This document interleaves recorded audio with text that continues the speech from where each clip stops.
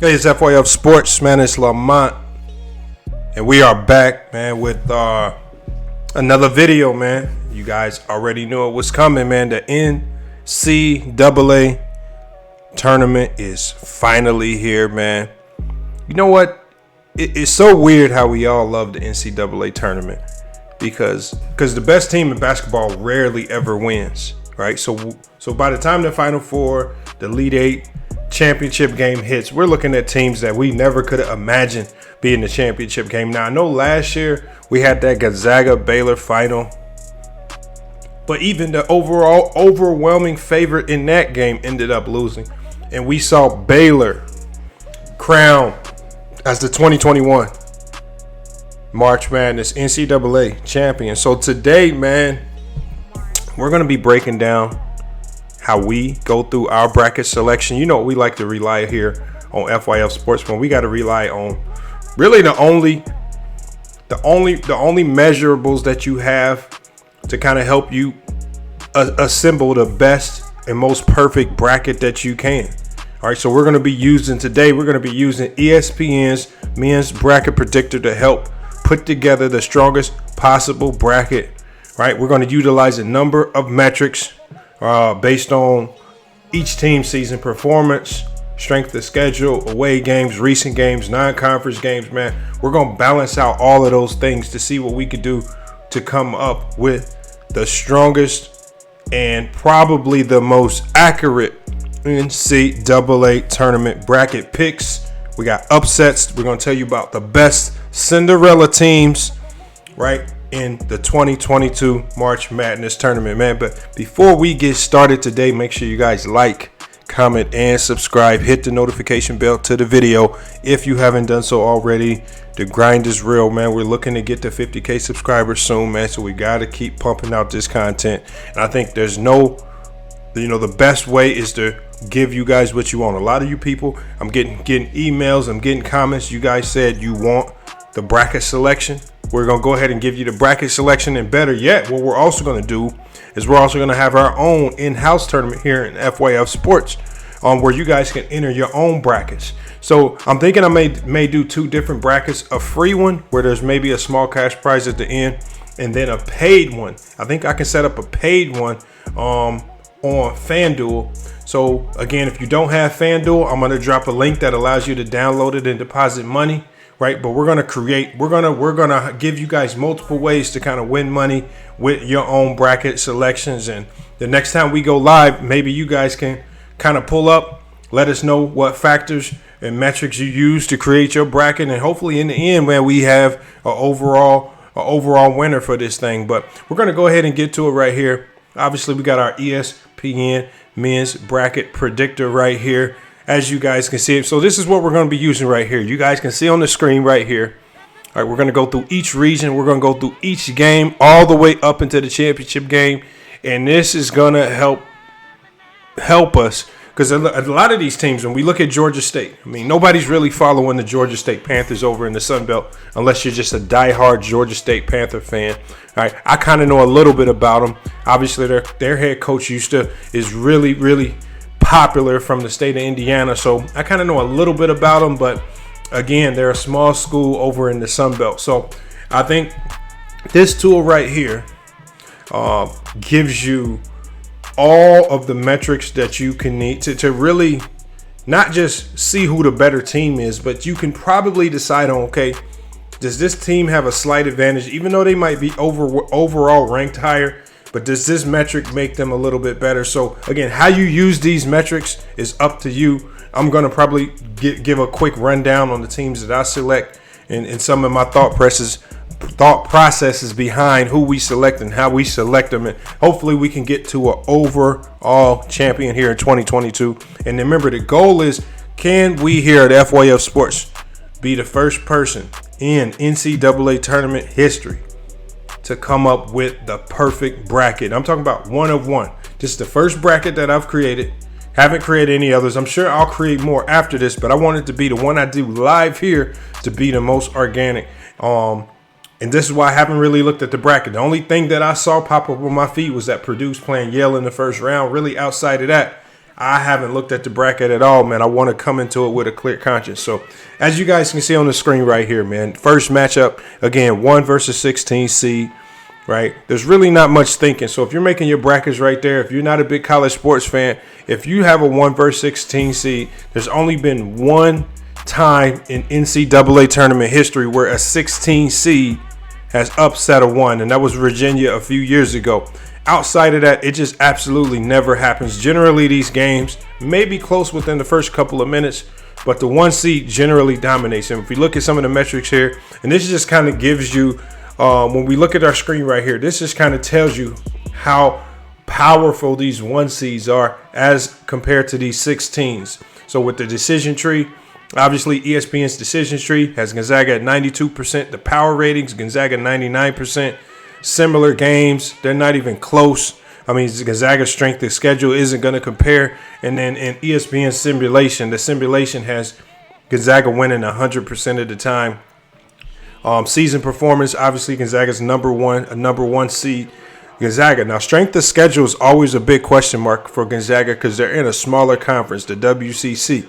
But they've always boded well because their non-conference games are usually pretty high. But so strength of schedule pretty low for a team like Gonzaga at 45. For away games, they're number 1. Recent games, number 2. And then non-conference games in the power rankings, they're number 12. And then we see some offensive stats right here that you can choose to use them if you want. And even if we scroll down, like I said, when you guys use this, if you use the ESPN bracket projector, look, they have the offensive stats, they have the potential point spreads, the seed difference, they even have defensive stats. And then what I like down here at the bottom is they just have a summary of both teams. They talk about the Bulldogs. The Bulldogs excel at scoring and shooting accuracy, ranking in the top 20 in both categories. However, free throw shooting is a weakness, and they rank only 135th in that category. So even though Gonzaga may advance here, if you take into consideration their weakness, and their primary weakness right now seems to be free throw shooting, that could come in, let's say, in the Sweet 16 or the Elite 8. If they have a strong matchup against a team, and you're talking about a team that generally makes these games closer than normal, free throw shooting could be the difference in those games. So we got to see how this, and then this is the West portion of the bracket. That could be a potential factor that could come into play in these later rounds. So again, I love the way ESPN has this set up, giving you almost every tool necessary to choose what team is going to come out on top. And then as we see right here with the defensive stats, right? And ESPN does a really good job of giving out defensive stats that are most impactful to wins and losses, right? So when you got your opponent points per possession, opponent's effective field goal percentage, right? Opponent's turnover rate, opponent's offensive rebounds, and opponent's free throw attempts per game. Right, all of these things, some of these metrics, right? Those are just the defensive values. But then you can go across over here, and then you have the defensive ranks on the other side. These things right here really start to kind of expose the stronger teams from the weaker teams. And when we look at those ranks right there, I mean, Gonzaga's ranked number 1 in opponent effective field goal percentage. That tells you right there that Gonzaga's a strong defensive team, right? Number 4 in the country in opponent's points per possession. All right. Now, they're 244 in the country in opponent turnovers. All right. So they're not forcing a whole bunch of turnovers. But then, as far as they're number 15 in the country in opponent's offensive rebounds, you're not really getting too many second chance points against this team. And then opponent's free throws per game, they're 16th in the country. So that tells you right there, Gonzaga's a smart team. Not a team that's going to foul a lot and bail you out late game when you look at those metrics. So these are the things that you can use to kind of put everything into context. Now, we're just doing a little bit of explaining in this first game. I mean, obviously, everybody in the country is probably going to take the Gonzaga Bulldogs over the Georgia State Panthers. But I just really wanted to kind of break down how you use and analyze some of these metrics right here and what we're going to be using. So what I like to focus on, and again, you guys may do it differently, is one of my biggest thing is strength of schedule. Just something that I've noticed is, and it really plays a major factor when you're talking about teams that are closely seeded. If you're talking about an 8-9 seed, I really love looking at strength of schedule, because if you got to that 9 seed and you play cupcakes all the way there, you don't have a high strength of schedule. It's hard for me to say that you can beat a battle-tested team that might have a weaker record, but they've played better teams and they beat better teams. So, again, that's just my pet peeve right there. I love to focus on strength of schedule, but, again, you may use other metrics. So we're going to make our first selection of the 2022 NCAA tournament right here. All right, we got the 1 seed winning right here. We're gonna get through some of these a little bit quicker. We're gonna have Gonzaga Bulldogs winning this matchup. We're going to go ahead and go to the next game. The 8-9 games are always fun to predict because you're talking about 2 teams so closely ranked that it's going to be hard to choose. And then, as we know right here, we got the Boise State Broncos, a team that may be little known to a lot of people, versus the Memphis Tigers.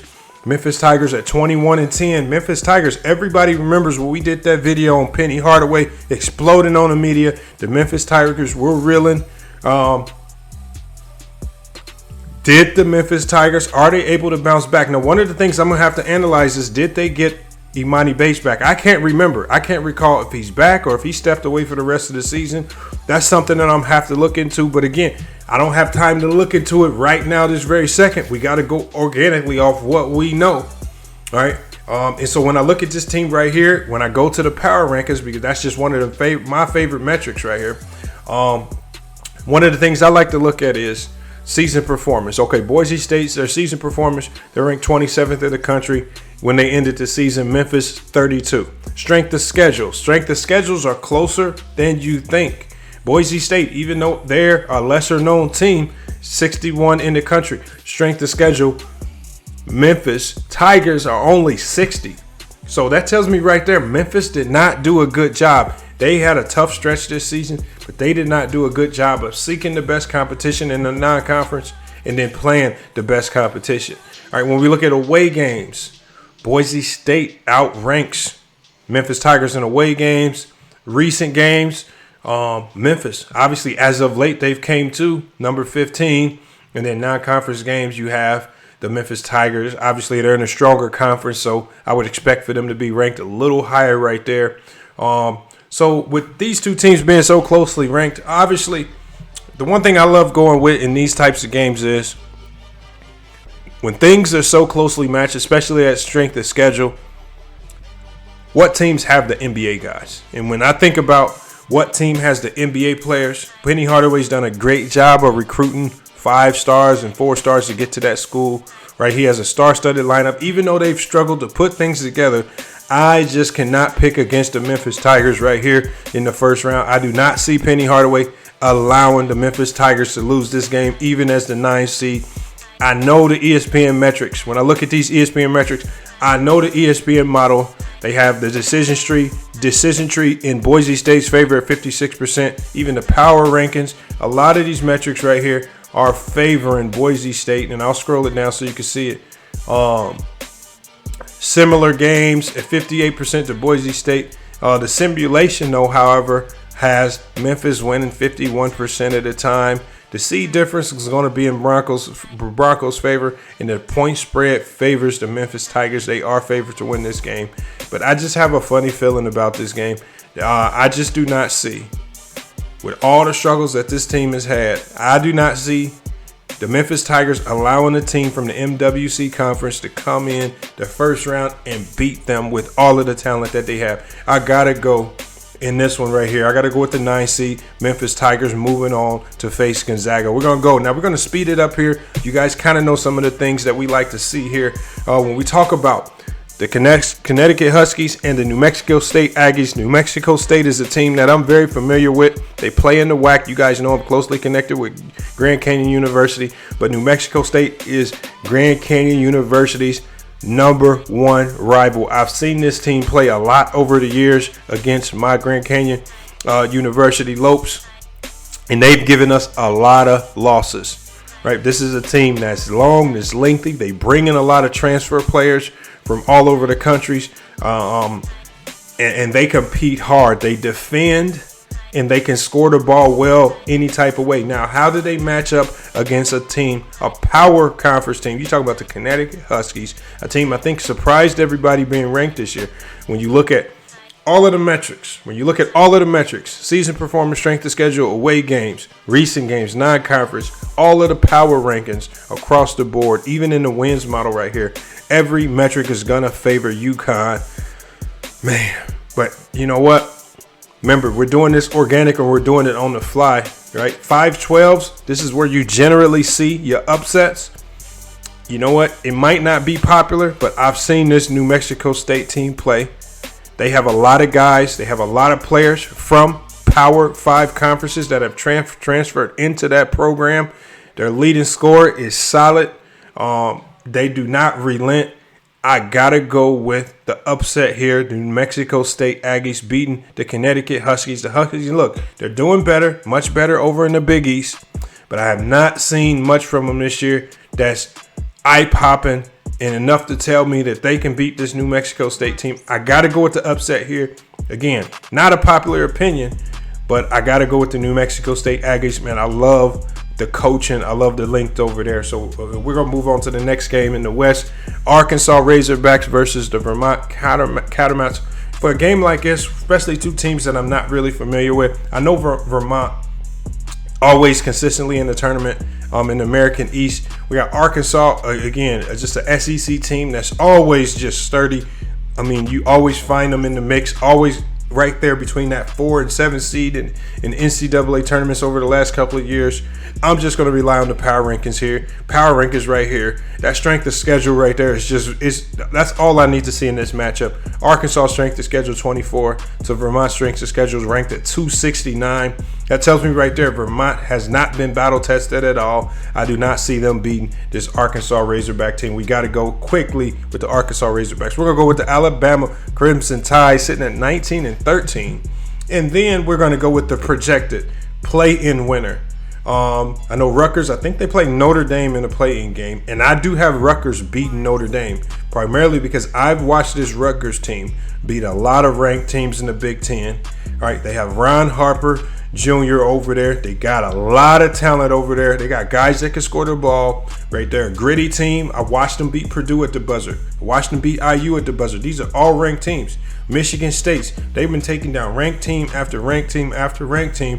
But even with all that being said, at 19 and 13, somehow Alabama was still able to get a 6 seed to play the 11 seed. And when we look at Alabama, the season performance, they ended the season ranked number 30th. Strength of schedule, top 10 strength of schedule. That tells you right there they're battle tested. But the strength of schedule for Rutgers is 40. So that tells me right there their non-conference schedule had to be extremely weak because they played in the Big Ten. It almost looked like they were playing a ranked team every other day when they were playing conference games. So it had to be their non-conference schedule that killed them. And as you see right here, their non-conference schedule is 182. All right, Alabama's is definitely a battle-tested team. They are a battle-tested team, but something doesn't sit well with me looking at that 19 and 13 record. It's just something just don't sit right with me when I see that record. And when I see 13 losses coming out of the SEC, it's kind of having a down year this year. That raises a red flag. I've actually seen this Rutgers team play. I've seen what they can do. I've seen their versatility. They're kind of all over the place sometimes, but when it's time for them to play big games, they got big game players who make big shots. I'm going to go with another upset. I got back-to-back upsets right here. I'm going with another upset. I'm going with Rutgers with the upset over Alabama Crimson Tide. Now, look, y'all might call me crazy, right? I may be deferring from the wins model that you see here on ESPN, but I'm telling you, I've seen this Rutgers team play. They're not a joke, especially with the conference schedule that they had to play. The Big Ten was probably one of the top conferences in the country this year. They're playing ranked teams night in and night out. I got to go with Rutgers University for the upset right here versus Alabama. We're going to move on. Texas Tech Red Raiders, man. Y'all know I had Adonis Arms on the channel a few months back. He is a starter for the Texas Tech Red Raiders. This team, now I interviewed him before the season started. I had a lot of red flags. I didn't know if Texas Tech could bounce back and have another year where they have a strong performance in season and get to the NCAA tournament. But even with all the transfers, even with the new coach, they've been able to bounce back this year and not just be pretty strong in the Big 12, but I'm talking about they're beating big time teams. They went into Baylor. They beat Baylor at Baylor. The Adonis Arms, the homie pulled up. He had the ESPN #1 play of the night with the spin move in the lane, dunks over the whole Baylor University team. They're playing Montana. And unfortunately for Montana, when I look at their power rankings right here, they're ranked in the hundreds in all of their rankings.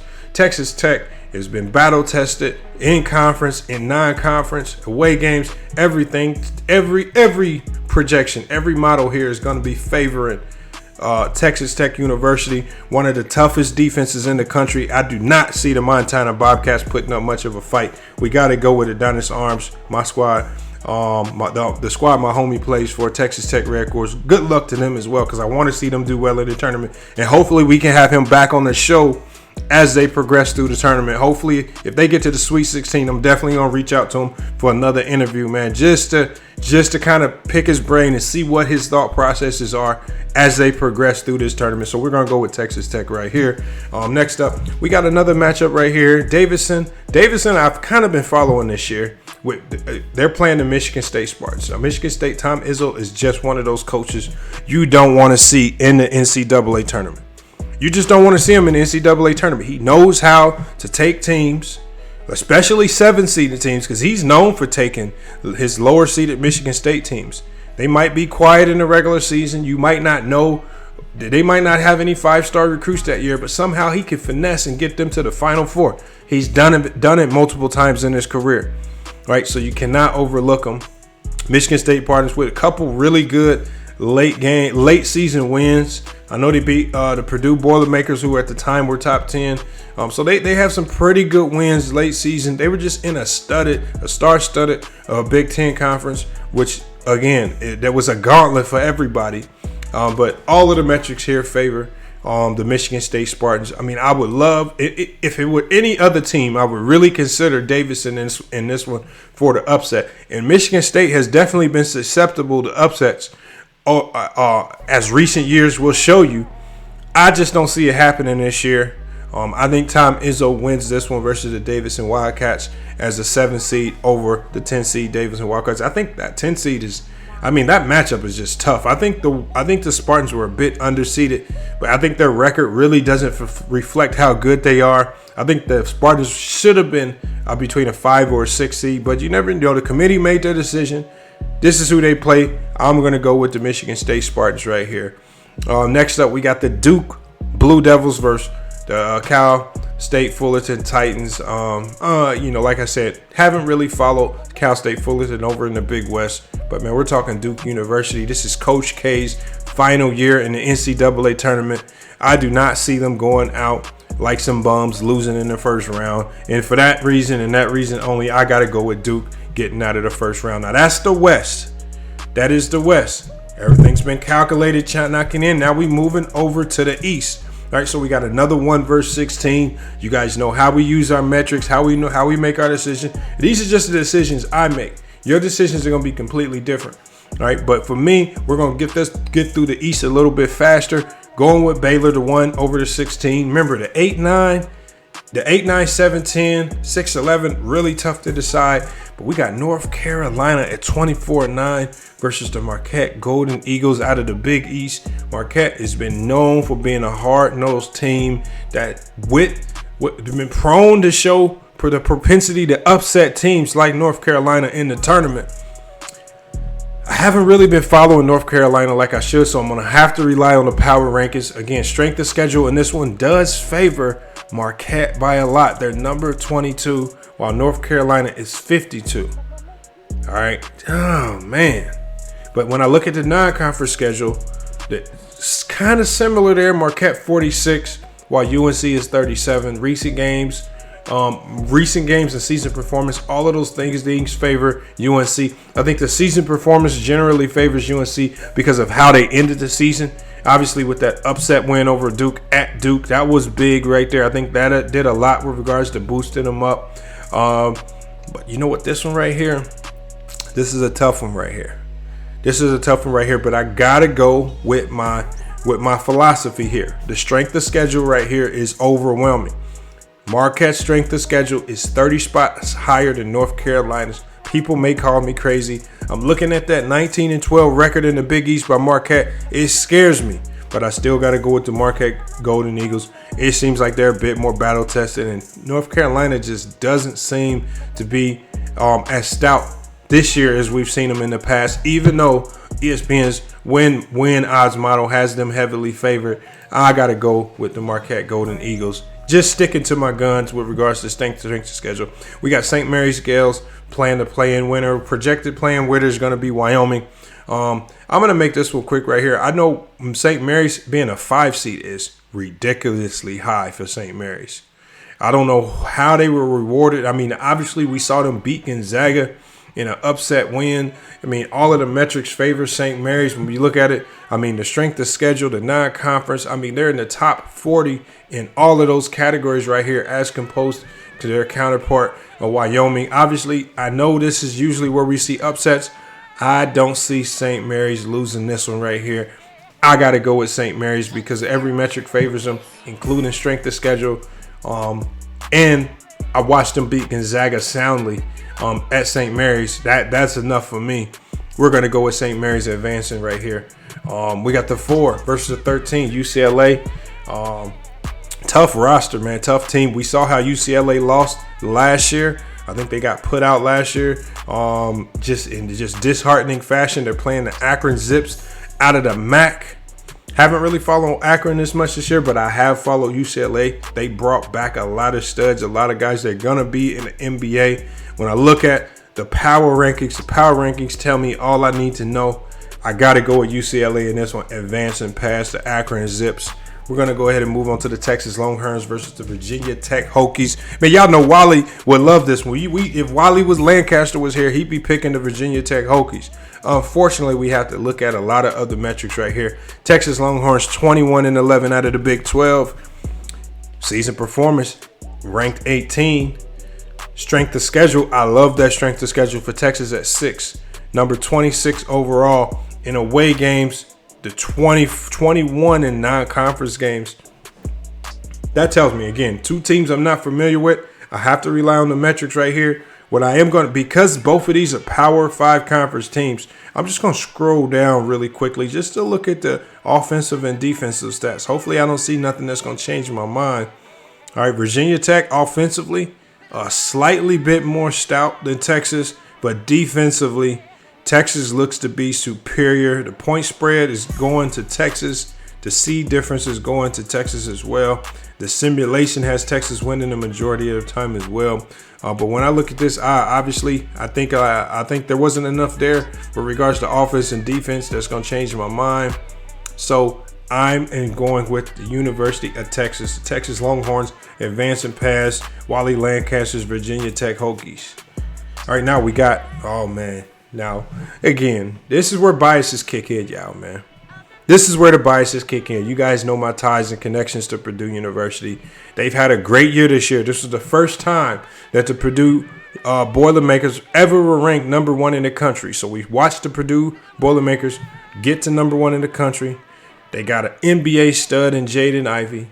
Right, they got another NBA stud in Travion Williams. They got another NBA guy in Zach Edey on that team. Right, they got the 5-star freshman out of Fort Wayne. You talking about a loaded team, man. You talk about a loaded team. You got the defense, one of the best defenders in the Big Ten, Eric Hunter. And then the metrics talk for themselves, man. Season performance, 13th in the country. Strength of schedule, 20th. Away games, 21. Recent games, 37. And they're number 1 in the country in non-conference games. Number 1 in the country. That tells you right there that Matt Painter had so much faith in this. Generally, Matt Painter, non-conference, is usually looking to take it soft to kind of bolster the record. And he went out there and actually played elite competition to start the season. And not just play elite competition, but beat elite competition. Unfortunately for Yale, at 19-11 out of the Ivy, they haven't. There's nothing that they've done that will impress me, that will even give me the. I can't even consider them in this matchup. I got Purdue winning this one easy over Yale. We got the San Francisco Dons versus the Murray State Racers. Man, Murray State Everybody knows Murray State now because John Morant went to that school. He kind of put them on the map. San Francisco Dons kind of came out of nowhere. The WCC, Murray State out of the OVC. Now the OVC slightly higher than the WCC. Murray State at 7, and San Francisco at a 10 seed. You guys don't know how crazy it is to see Murray State and San Francisco as a 7 and 10 seed. These are two teams that are generally 11 to 16 seeds, but to see them matched up here is crazy. But when I don't know so much about these teams who are so closely related, when I look at Murray State's record, 30-2 overall, man, that's crazy right there. This is a team that knows how to win games. That also tells me right there that Murray State is probably a team laden with senior talent. That's the only way you go 30-2, laden with senior talent. When I look at the power rankings, a lot of the power rankings favor San Francisco, but not by a lot. The only thing that's really glaring right here, and the only thing that will worry me, is the strength of schedule. Strength of schedule is scary. It is scary. Murray State strength of schedule is 177, while San Francisco's 47. That's kind of tough to eat right there. Kind of tough. It's a lot of metrics right here. Obviously, I always will want to defer to the strength of schedule, but when I look at that Murray State record, 30-2, it tells me they're laden with seniors who ain't going to award and go home. I think that kind of intestinal fortitude is always going to override any metric, especially in these college settings. So I'm going to be quick about this decision.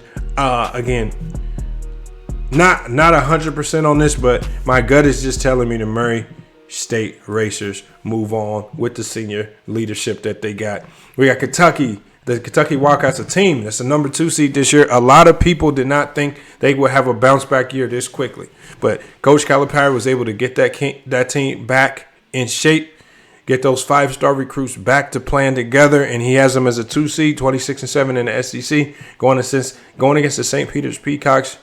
There's really no metric that's going to make me believe St. Peter's can win this game. We're going to be quick about this one as well. We're going to be moving Kentucky on to the next round. This takes us to the next portion of the bracket, man.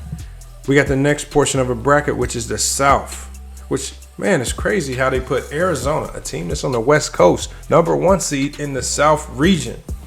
Man, I know Arizona's kind of not liking that. They really didn't get rewarded for being a 1 seed, but 1 seed they are. So they're playing the play-in winner for the 16 seed game. Unfortunately, 16s don't beat 1s. There's really no metrics that are going to prove anything, but I want to keep in mind when I look at these power rankings for Arizona, they're in the top 10 in a lot of different metrics right there. We got to keep that in mind as they advance through the tournament. But we're going with the Arizona Wildcats. All right, we got Seton Hall Pirates versus the Texas Christian Horned Frogs, TCU. Two teams that probably a lot of people know about. We look at the strength of schedule. Surprisingly, TCU's strength of schedule is number 7 in the country, playing in the Big 12. But Seton Hall's strength of schedule out of the Big East is top 30 as well. But that top 10 strength of schedule could come into play for the 9 seed here. I think I might want to look at the win model right here, because these are two teams that I'm not familiar with. Let me scroll down and look at ESPN's win model to give me a little bit of help. Seed difference favors Seton Hall. Simulation that also favors Seton Hall. They haven't really played similar games. It looked like TCU's played the much more elite competition. They have a higher power rating, but the decisions tree is falling to Seton Hall. Unfortunately, I cannot side with the decision tree on this one. That strength of schedule is just something for me that is like it stands out like a sore thumb. Top 10 strength of schedule. They're 20-12 in the Big 12. And if you think of some of the teams in the Big 12, that's tough right there. I got to go with TCU on this one, taking out Seton Hall in the first round. We're going to go to Houston versus UAB. Houston, man, a team that's come on of late. They've made a name for themselves. They've kind of turned themselves into a basketball school as opposed to a football school. 29-5 in the AAC. They've made some really good runs over the last couple of years. And then now when you look at the power rankings, they've also done a good job of stepping up the level of competition that they play. Even though they're playing in the AAC, This one I think is an easy decision. UAB looks like a solid team out of the Conference USA, but I got to go with the Houston Cougars on this one, just based on just recent history and how they've kind of redefined that program, and they're making sure, even though they're in the AAC conference, that they're playing elite teams non-conference. So we got to go to Houston right here. And all of the metrics favor them as well. We got Illinois, the Fighting Illini versus the Chattanooga Mocs. Chattanooga out of the Southern, going against Illinois. Kofi Cockburn over there is leading that team, one of the best big men in the country, 22-9. Kind of a down year. I think a lot of people predicting them to do a little bit better, but they were playing in a tough conference. They were battling ranked teams every night in the Big Ten. When you look at this right here, obviously the strength of schedule is what stands out to me as well. Hard for me to even consider Chattanooga if they haven't been battle tested. Got to go with Illinois over the Chattanooga Mocs. We're going to move here. Michigan Wolverines, Juwan Howard is back for the tournament, right? He served his suspension. He is back coaching, right? Wolverines, even at that time, were projected to get in. They faltered a little bit. They took some losses, but they're 17-14 in the Big Ten. I don't know if that record really reflects how good they are. And unfortunate for the Colorado State Rams, a team that looks like they've had a great year this year. Right? Great year, 25-5 out of the MWC. Right? The decision tree favors, from ESPN's wins odds model, it favors Colorado State. The power ratings favor Colorado State. Man, when you look at some of these things over here, when we look at the power rankings, overall season performance goes to Colorado State. Away games, recent games, number 3 in non-conference games for Colorado State. Who would even imagine that? Who would even imagine that? But man, when in these one-and-done scenarios, when teams got a lot more to play for, when they playing for their pride, their ego, and they're playing mad, which I think Michigan's playing mad, I don't see Juwan Howard losing in the first round, y'all. I just don't see it. I just don't see it. The strength of schedule also highly favors Michigan here. Michigan, top 13 overall in the country strength of schedule compared to Colorado State's at 58. That's a big enough difference to me. Really don't need to see any metrics. I just need to start relying on my go-to metric that I think has the biggest impact in regards to winning and losing in these games, and stick with it. I'm going to stick with my guns. I'm going to go with Juwan Howard and the Michigan State Wolverines. They have a little bit more to play for. They're battle tested. And I see this team as potentially getting, the way they beat Purdue, I see them as potentially getting to the Sweet 16. All right, we're going to go with Tennessee versus the Longwood Racers. Obviously, Tennessee is the more dominant team here. Longwood out of the Big South, great season, 26-6. Tennessee has shown a propensity to also get upset early in the tournament to little lesser-known teams. Can it happen this year? Very slim chance. Do I see it happening? No, not with this team right here. They've been putting in too much work this year. I'm going to go with the Tennessee State or the Tennessee Volunteers moving on. All right, we got Ohio State Buckeyes versus the Loyola. Loyola Chicago Ramblers. Now, Loyola's been that team where they've been a team that a lot of people have shied away from going against in the first round because, I mean, they just seem to have like a lucky charm in their pocket when the NCAA tournament starts. And, you know, the last couple of years, they found themselves getting to the Elite 16 just like they're supposed to be there. Does that trend continue this year? Does that luck run out? I think they have the perfect opportunity for upset here against Ohio State team that is not as good as we thought they would be at 19-11 in the Big Ten. Right? Yes, they played a pretty tough. They obviously played a pretty tough schedule throughout the year. I mean, they took some tough losses. I mean, some bad losses at that.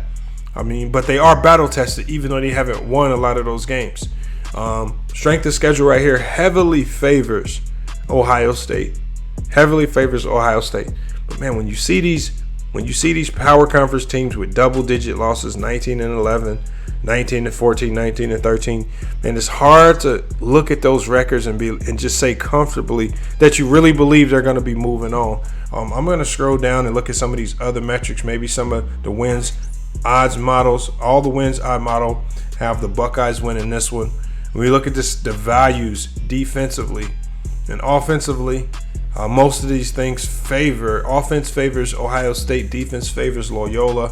When we look at the team highlights, it says Ohio State Buckeyes ranked 19th in scoring, also count on shooting accuracy as a relative strength. However, they struggle at defense, where they rank in the bottom 50% of all teams.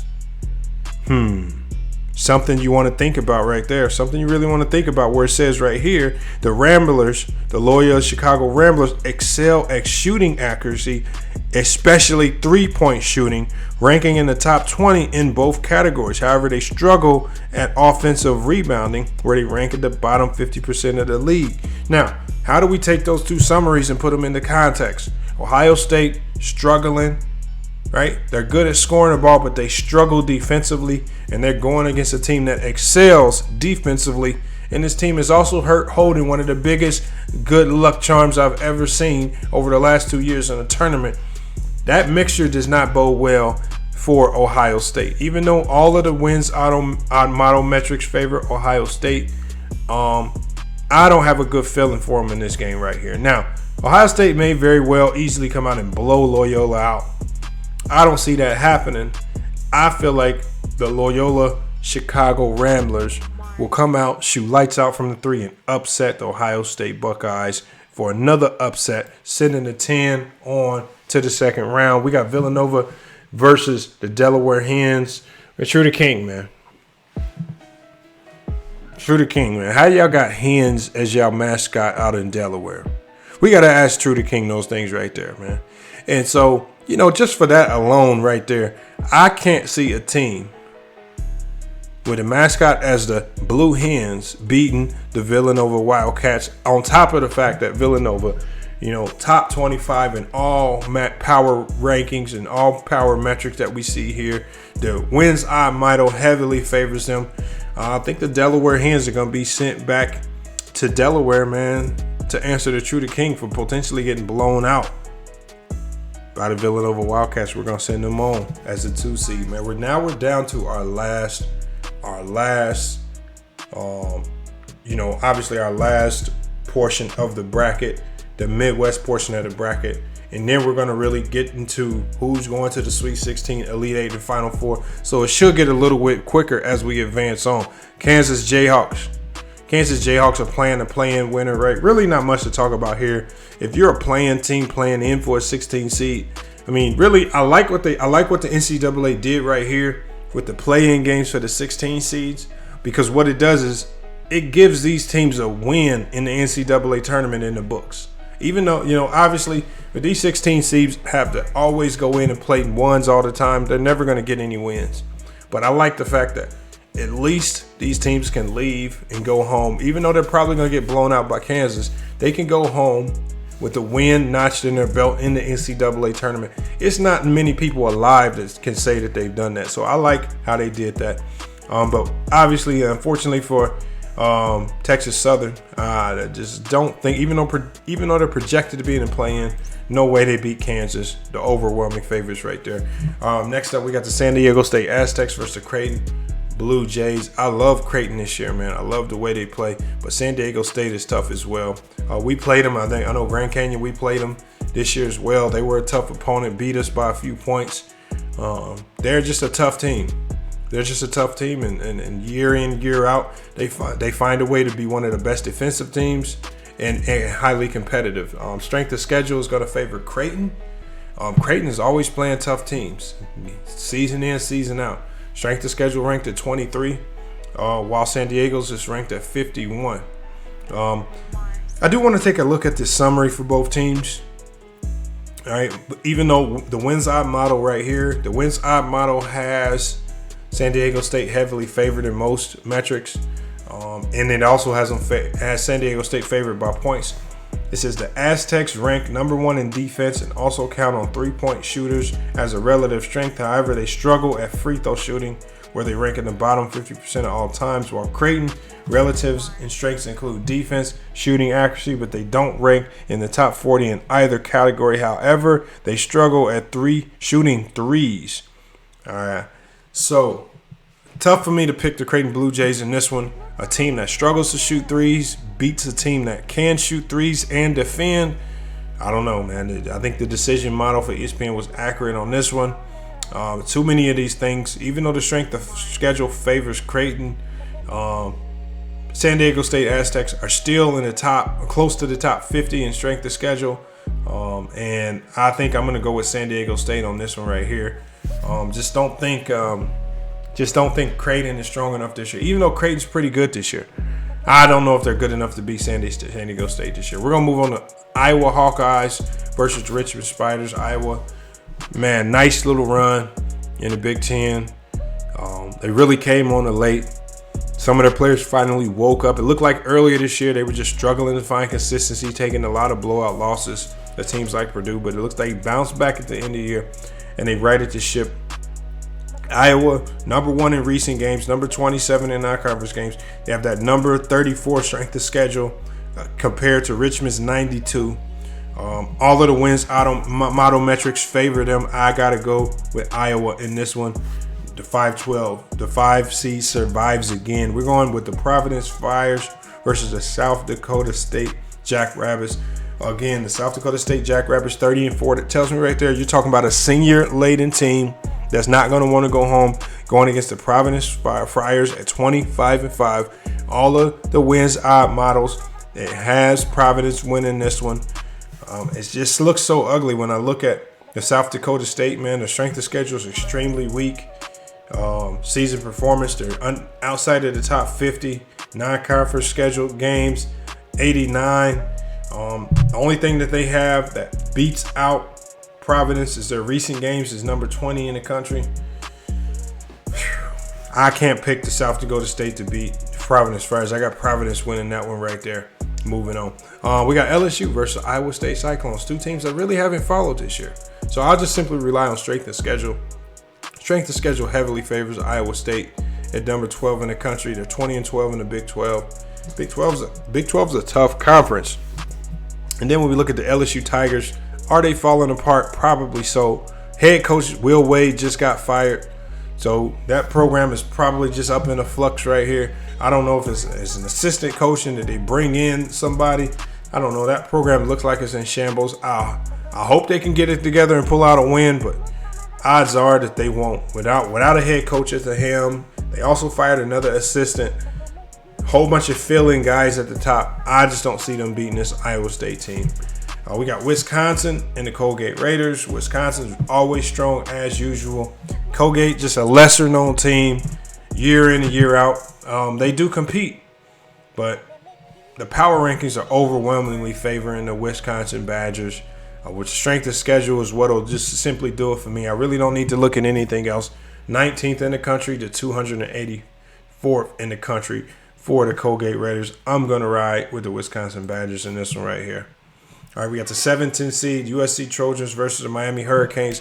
I love USC this year with Boogie Ellis over there, transferred out from Duke. Reed kind of reinvented himself. Looks like he's playing with a new vigor. I love what the USC is doing. They're bringing in a lot of transfers. Maybe had trouble with other big-time D1 schools. They're bringing them in, helping them play together, helping them get their NBA value up, like we're seeing with Boogie Ellis. When we look at the metrics right here, a lot of the metrics favor USC, including strength of schedule, non-conference games by a long shot right there. For me, I got to go with USC. The USC Trojans win this one. They're beating out the Miami Hurricanes 2 versus 15. Auburn Tigers, we saw them ranked for a portion of this year at the number 1 spot. They're playing the Jacksonville State Gamecocks. Man, 2 seeds versus 15, that's tough. We've seen those upsets in the past, but will it happen this year? Probably not. Salute to Jacksonville, though, for getting to the NCAA tournament. They just had to run up into a buzzsaw. Obviously, if you look at the power rankings right here, they're below 150 in almost every potential power ranking. That tells me they're just not ready for a team like the Auburn Tigers. There we have it. That's the first round for all teams. So now we're about to really fly through it. So now we've really discussed each team. We know what they do. We know what they do best. Now we can really just start to picking, going with our guts, and then really taking chances on who advances. So we'll be quick right here. Memphis Tigers versus the Gonzaga Bulldogs. Look, Memphis has a great squad. Penny Hardaway's a great coach. I just don't think this year they have enough to beat the Gonzaga Bulldogs, a team that's completely loaded with all of that experience. I'm going to go with the Gonzaga Bulldogs in this one. New Mexico State Aggies versus the Arkansas Razorbacks. Now, teams like Arkansas are like the Achilles heel to New Mexico State because they're almost built the same way on some of the same philosophies and principles, but they just do it one level bigger and better. For that reason alone, and because of the power rankings, I'm going to go with the Arkansas Razorbacks, knocking out my upset pick. We got Texas Tech playing Rutgers in a play-in game. Two teams that are gritty. Two teams that are very gritty. Two teams that can defend at a high level. But I think even though they're the same, I think Texas Tech is a little bit better in what they do. Texas Tech has one of the most elite defenses in the country, right? Much better than Rutgers.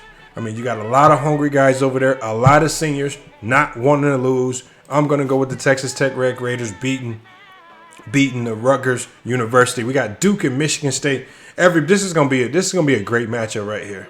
This is going to be a great matchup right here because Tom Izzo loves going up against Coach K. But now this is Coach K's final year. So will he galvanize those players to do more, right? Get the most out of them so they can upset the Spartans. But it's games like this where Tom Izzo just can surprise you. He can just surprise the hell out of you. And for, a lot of people did not believe Duke was going to get to the championship game. I'm one of those people that don't believe Duke gets to the championship game. Unfortunately for Duke, I believe their road ends here. The strength of schedule is what separates them.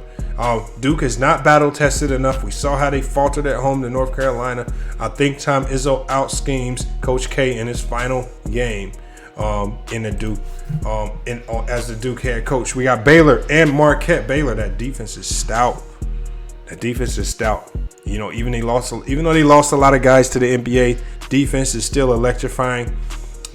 Against a 19-12 Marquette Eagle team, I gotta go with Baylor, the number 1 seed, advancing over the 9. We're gonna go with St. Mary's versus UCLA, and this is where I feel like St. Mary's kind of gets screwed over because UCLA is not only battle tested, not only did they make a deep run in the NCAA tournament last year, not only did they bring back their best player who was an NBA prospect.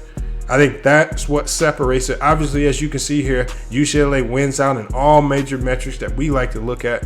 I'm going to go with UCLA quickly in this one. Moving on to the next round, we got Purdue versus Texas.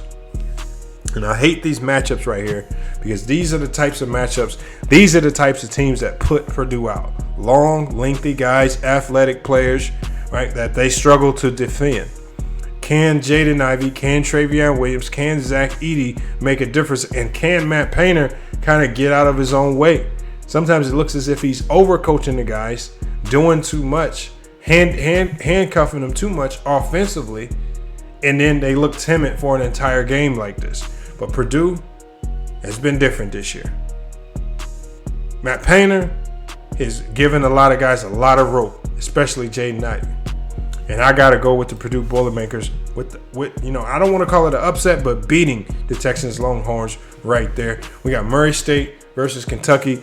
In this one right here, I think Kentucky's just too dominant. As you guys can see right here, the power rankings all heavily favor, even especially the strength of schedule, heavily favor the Kentucky Wildcats. We got to go with them moving on into the next round. We're getting into the South and the Midwest portion of the bracket. We got Arizona Wildcats versus TCU. We just talked about how tough TCU was. Remember that strength of schedule right there versus Arizona. And you know what? Arizona scares me because, man, they recruit a lot of undisciplined players who fold in these moments when they're expected to win. TCU with that strength of schedule, number 7 in the country. They've been battle tested. Going against Arizona, I'm going with the first number 1 seed to drop right here. And I believe it's going to be Arizona, one of the softest number 1 seeds I've seen in a long time. They fall to the TCU Horned Frogs. Next up, we got Illinois versus Houston. Illinois and Houston. Illinois, I love Kofi Cockburn. Really great big. But can those guards hold the fort down? I don't believe so against this Houston team. This Houston team They always have these guards. They have these players that play hard. They defend well, and they always surprise you. At 25-9, it tells me they're a senior-laden team. I don't believe they let us down. I'm going with the Houston Cougars beating the University of Illinois. We got Michigan versus Tennessee. Michigan at 17-14 versus the Tennessee Volunteers. Tennessee favors heavily in almost every power ranking. They favor heavily in the win odds model. I got to go with Tennessee, putting out Michigan in that second round, even though I think the game will be close. I don't think they survive, and I think with that record, which would be at that time 18-15, I think Juwan Howard's tenure and job at the university will come under heavy scrutiny before next season starts. But we're going to go with Tennessee right here, beating the Wolverines. We got Loyola versus Villanova. Man, and it's tough for me to continuously say that Loyola Chicago can beat these heavily favored teams, especially teams that can defend and lock up just as well as them. I got to go with Villanova beating Loyola Chicago. We got Kansas versus San Diego State Aztecs. Kansas is just another one of those number one seeds that are prone to getting upset. Unfortunately, I don't see that upset happening this week. I got to go with the Kansas Jayhawks eliminating the San Diego State Aztecs. We got the Iowa Buckeyes versus the Providence Friars. I mean, I love what Providence has been doing in the Big East, but we all know the Big East is down. Iowa's a bit more battle-tested. They have the higher strength of schedule. I got to go with the Ohio Buckeyes. We got the Ohio State Clones versus Wisconsin Badgers. Hard to say right here. When we look at the wins odd model decision tree, most people are going to the Wisconsin Badgers, who stand at 24-7 in the Big Ten. Really good team. But can they win? I'm going to defer in this one to strength of schedule. Strength of schedule wins out with Iowa State at 12-19. And that's going to be kind of a win that's considered an upset. We got USC versus the Auburn Tigers, 7 seed versus 2 seed. I honestly believe that USC is the better team. I don't know how they're seated so low. I believe USC easily beats Auburn to move on to the Sweet 16. All right, we got Gonzaga. So now remember, we're condensing it down. Teams are getting eliminated. Gonzaga versus Arkansas right here. All right, strength of schedule favors Arkansas, but no other metrics do. All right, the win odds model favors Gonzaga. Really, the only thing that's going to help separate this is we look at the summaries for teams. So we got the Bulldogs, who excel at scoring, right? Ranked top 20 in both categories, struggle with free throw shooting. Arkansas' strength is defense, where they are now ranked in the top 40, and their strength is free throw shooting, but they struggle shooting the three ball. And I think if you struggle to shoot the three ball, you're not going to beat this Gonzaga team. Baylor only beat Gonzaga last year, even though they were a great defensive team. It was because they were making their threes. So for that and that alone, I'm going to go with the Gonzaga Bulldogs. Moving on, we got Texas Tech versus Michigan State.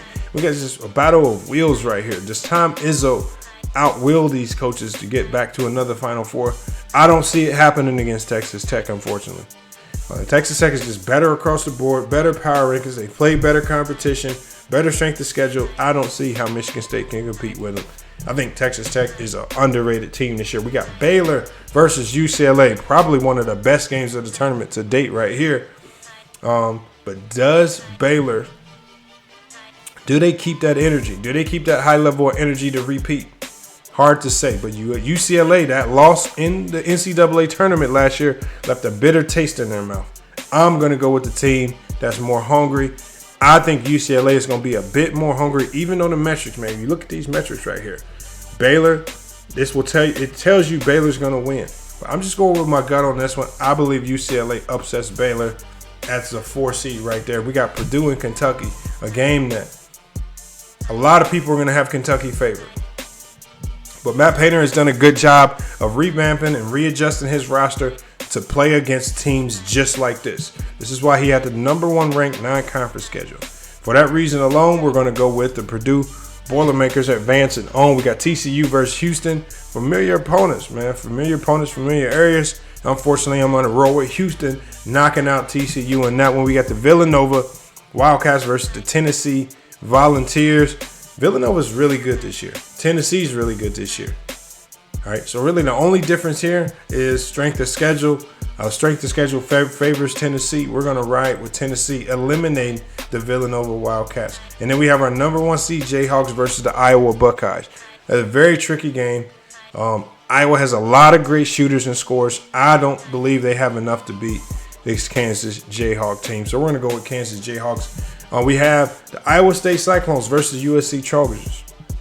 Tough matchup, right? When you defer to strength of schedule, Iowa State's strength of schedule is far superior. So, again, we stick to our guns. We stick to the power rankings that we love to use. That tells me right there I got to go with Iowa State. And I got to get out my feelings. But we're down to the Elite Eight now, you guys. We're down to the Elite Eight now, you guys. Man, we got to take a break right there. Yeah, we got to take a break right there, man. You guys know it right here. We got Beyond Raw. I'll put that information on the screen, man. One of the sponsors of the show, man. We gotta use it. Look, metabolic formula, thermal activator, energy, and focus, man. Because we gotta lock in. We're in the Elite Eight now. We lock in, and now we gotta make our selections. Gonzaga versus Texas Tech rematch. Remember, a lot of people don't know these teams matched up in Phoenix this year. They've played already. Does Texas Tech get their get back? Does Gonzaga fall short again? This is where I believe Gonzaga drops. This is not the same Gonzaga team. No Corey Kispert. No Joel Yai. Texas Tech, senior-laden team. The strength of schedule that they have, number 2 in the country, I think that is going to show its colors. I think Texas Tech knocks out yet another number 1 seed. Now we got Purdue versus UCLA, man. Man, oh man, it gets tougher. But this is not an easy. Purdue doesn't have it easy in their bracket. They got some comp in their bracket. And I'm trying not to be a homer right now. I'm really trying to think of every potential way that Purdue wins this game. And I honestly believe out of any team that they face, I think this is their road to the Final Four. UCLA is going to have to be the number 1 seed for Purdue to get that road paid for them. So for that reason and that reason only, I got to go with the Purdue Boilermakers. The 3 seed beats the 4 right there. Now we got Tennessee and Houston. Now this is where I faltered in many of my brackets before because I didn't know this Houston team. I never followed them. I never studied them. But this Houston team, their fortitude, their ability to get through this tournament in these one-and-done situations has been amazing over the last couple of years. Even though all of the metrics right here favor Tennessee. And that strength of schedule is ugly. Even the decision tree right here even has Houston favored a lot. Probably because of some of the things that I just talked about. But it's hard for me to go against the Houston team. This Houston team has just been getting it done late in the tournament. And that's just what they do. We got Kansas and Iowa State, 2 familiar opponents, both in the Big 12. Hard to beat teams twice, right? But Kansas is battle-tested. Do we see another number 1 team down? No. I think Kansas is going to be one of the most slept-on number 1 seeds this year. So, for that reason, we got to go with Kansas. Moving on to our Final Four. Man. And this year right here, we got it's just so many connections and ties all over the place. We got Adonis Arms and Texas Tech versus my Purdue University Boilermakers, right? It's just forcing me into a bad decision. How and why, I don't know. But you know what? I'm going to be honest. Texas Tech's defense this year is unbelievable. They've done a great job of shutting teams down, especially teams with only 1 non-pattern player. And I think Purdue only has 1. And for that reason alone, I have to go with the Texas Tech Red Raiders, whose strength of schedule is outclasses Purdue's. A lot of the power rankings and even the wins model projects Texas Tech to beat Purdue in the Final Four. So that's what we'll go with right here. We got Houston and Kansas. Houston and Kansas is a tough one to decide. This is where I told you I really believe Kansas is one of the most slept on number 1 seeds this year because they're getting it done quietly, and there's so much fanfare around all of the other teams that they've kind of skated under the radar. For that alone, I got to go with Kansas. Too many metrics favoring them. That number 1 overall strength of schedule versus that number 79 strength of schedule is too glaring. I got to go with the Kansas Jayhawks. Now we're down to our championship game. This is what we've been wanting to see. A battle of the Big 12. Texas Tech and Kansas in the Big 12 championship game. Who wins this game? All the odds, all the metrics favor Kansas, but not by much, because you're talking about 2 teams that are top 10 in season performance, 1 and 2 in strength of schedule, right? The way games, Texas Tech is at 37, Kansas is at 9. Recent games, Texas Tech is at 10, Kansas is at 5. I mean, when we look through the summary of both teams, because that would be fitting right now. The Red Raiders rank number 2 in defense. They count on their offensive rebounding as a relative strength. However, they struggle at ball handling, and that is true. When they play, it's hard to identify a true point guard. All right, the Jayhawks rank 18th in scoring. Also count on shooting accuracy and relative strength. However, they struggle at defensive rebounding, where they rank in the bottom 50%. When we summarize those things, man, with the thought process here, my thought process is looking like, okay, all the metrics, just like last year, everything favored Gonzaga. Everything that I see right here is pointing towards Kansas. But generally, the opposite always happened. That takes me to the Texas Tech Red Raiders. And I believe that the 2022 NCAA National Champions will be the Texas Tech Raiders, led by Adonis Arms, former guest on the show, who will be back after they win the chip. All right, so we got to select them right there. Our brackets are set. Let me lock my picks in. So we lock our picks in. My bracket is set. So again, it's just that simple, y'all. It's just that simple to create a bracket. That's all you got to do to get your bracket up and going right there. Go to ESPN, use the bracket predictor, use all the resources that it has available to you. Create the most elegant and educated bracket possible. Now look, when it's all said and done, I'm almost positive my bracket's going to look like hot garbage.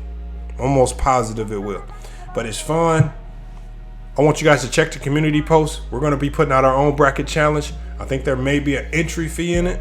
There's going to be an entry fee of $5 that you could pay on FanDuel. If you don't have a FanDuel account, I'll put a link in the community post. That's going to allow you to download it and get $10 free. So we'll be doing it that way. But again, we got our 2022, and I'll put it on the screen again. Just make sure we see it right here. Our champions right here. We have selected our bracket picks, man. Down in New Orleans. All right, we've seen all the teams that have to grind, that have to fight to get to a certain spot. All right, we see the challenges, like with Arizona being placed out in the South, and they don't get to play any essential home games. All right, we see what's there. But at the end of the day, I believe that a number 1 seed this year is not going to win the chip. Too many other variables. I'm going to go with the Texas Tech Red Raiders, led by Adonis Arms, to win it all right there. You guys, let me know who you got in your bracket. All right, is your bracket similar to mine? When we go live again, these are all things that we can talk about. How did you create your bracket? Did you enter into our tournament? And who do you have winning it this year? Even though there are so many question marks around these teams in the NCAA. Hey, but it's FYF Sports, man. It's been another great podcast video. I'm glad that we were able to do the ESPN Tournament Challenge live on the show. You guys see who we have winning. Obviously, Texas Tech is a stout team.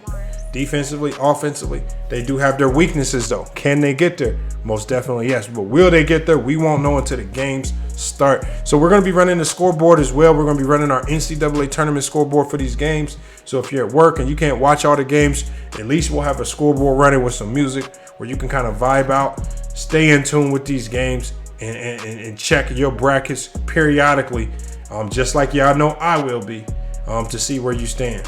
Hey, but it's FYF Sports, another great podcast episode. We'll be back with more sports and news. But until then, it's FYF Sports, and we out.